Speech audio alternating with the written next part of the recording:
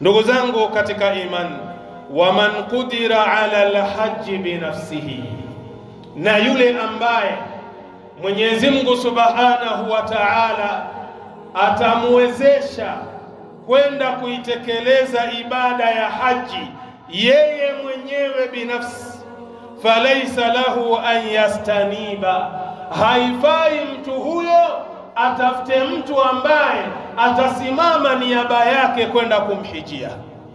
Yani mathalan, Allah amekupa fedha, fedha zile zinakuwezesha wewe kwenda kuitekeleza ibada ya haji, lakini kwa sababu ya uvivu uliokuwa nao, kwa sababu hutaki kupoteza fedha kwenye kampuni yako au biashara yako, ukaamua ya kwamba wacha nitafute mtu aende akanihijie. Hija kama hiyo haifai.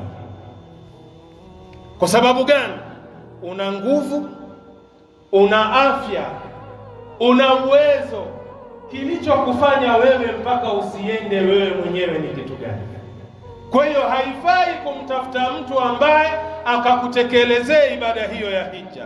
Fa in faala dhalik, akilifanya hilo, akatafuta mtu kwa ajili ya kwenda kumhijia, lam yujizibuhu, hiyo moja kwa moja haiwezi kukidhi ile hija ambayo kwamba anatakiwa aifanye ndani ya Uislamu.